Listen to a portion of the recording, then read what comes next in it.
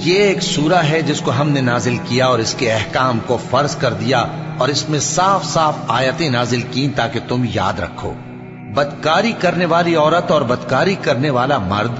جب ان کی بدکاری ثابت ہو جائے تو دونوں میں سے ہر ایک کو 100 درے مارو،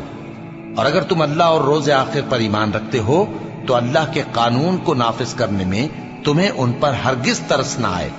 اور چاہیے کہ ان کی سزا کے وقت مسلمانوں کی ایک جماعت بھی موجود ہو۔ بدکار مرد تو بدکار یا مشرک عورت کے سوا کسی سے نکاح نہیں کرتا، اور بدکار عورت کو بھی بدکار یا مشرک مرد کے سوا اور کوئی نکاح میں نہیں لاتا، اور یہ یعنی بدکار عورت سے نکاح کرنا مومنوں پر حرام ہے۔ اور جو لوگ پرہیزگار عورتوں کو بدکاری کا عیب لگائیں اور اس پر 4 گواہ نہ لائیں تو ان کو 80 درے مارو، اور کبھی ان کی شہادت قبول نہ کرو، اور یہی بد کردار ہیں۔ ہاں، جو اس کے بعد توبہ کر لیں اور اپنی حالت سنوار لیں تو اللہ بھی بخشنے والا ہے، مہربان ہے۔ اور جو لوگ اپنی بیویوں پر بدکاری کی تہمت لگائیں اور خود ان کے سوا اور گواہ نہ ہوں تو ہر ایک کی شہادت یہ ہے کہ پہلے تو 4 بار اللہ کی قسم کھائے کہ بے شک وہ سچا ہے، اور 5ویں بار یہ کہے کہ اگر وہ جھوٹا ہو تو اس پر اللہ کی لعنت۔ اور عورت سے سزا کو یہ بات ٹال سکتی ہے کہ وہ پہلے 4 بار اللہ کی قسم کھائے کہ بے شک یہ جھوٹا ہے، اور 5ویں دفعہ یوں کہے کہ اگر یہ سچا ہو تو مجھ پر اللہ کا غضب نازل ہو۔ اور اگر تم پر اللہ کا فضل اور اس کی مہربانی نہ ہوتی تو بہت سی خرابیاں پیدا ہو جاتی۔ اور یہ کہ اللہ توبہ قبول کرنے والا ہے، حکیم ہے۔ مومنوں، شیطان کے قدموں پر نہ چلنا، اور جو شخص شیطان کے قدموں پر چلے گا تو شیطان تو بے حیائی کی باتیں اور برے کام ہی بتائے گا۔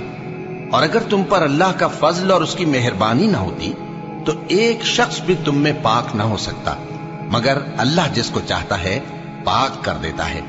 اور اللہ سننے والا ہے، جاننے والا ہے۔ جو لوگ پرہیزگار اور برے کاموں سے بے خبر اور ایماندار عورتوں پر بدکاری کی تہمت لگاتے ہیں ان پر دنیا اور آخرت دونوں میں لعنت ہے، اور ان کو سخت عذاب ہوگا، یعنی قیامت کے روز جس دن ان کی زبانیں اور ہاتھ اور پاؤں سب ان کے کاموں کی گواہی دیں گے۔ اس دن اللہ ان کو ان کے اعمال کا پورا پورا اور ٹھیک ٹھیک بدلہ دے گا، اور ان کو معلوم ہو جائے گا کہ اللہ برحق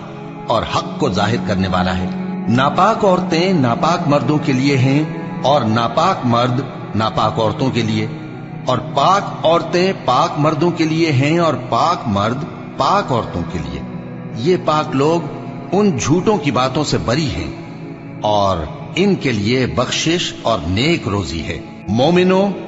اپنے گھروں کے سوا دوسرے لوگوں کے گھروں میں گھر والوں سے اجازت لیے اور ان کو سلام کیے بغیر داخل نہ ہوا کرو، یہ تمہارے حق میں بہتر ہے، اور ہم یہ نصیحت اس لیے کرتے ہیں کہ شاید تم یاد رکھو۔ پھر اگر تم گھر میں کسی کو موجود نہ پاؤ تو جب تک تم کو اجازت نہ دی جائے اس میں مت داخل ہو، اور اگر یہ کہا جائے کہ اس وقت لوٹ جاؤ تو لوٹ جایا کرو، یہ تمہارے لیے بڑی پاکیزگی کی بات ہے، اور جو کام تم کرتے ہو اللہ سب جانتا ہے۔ ہاں، اگر تم کسی ایسے مکان میں جاؤ جس میں کوئی نہ بستا ہو اور اس میں تمہارا اسباب رکھا ہو تو تم پر کچھ گناہ نہیں، اور جو کچھ تم ظاہر کرتے ہو اور جو پوشیدہ کرتے ہو اللہ کو سب معلوم ہے۔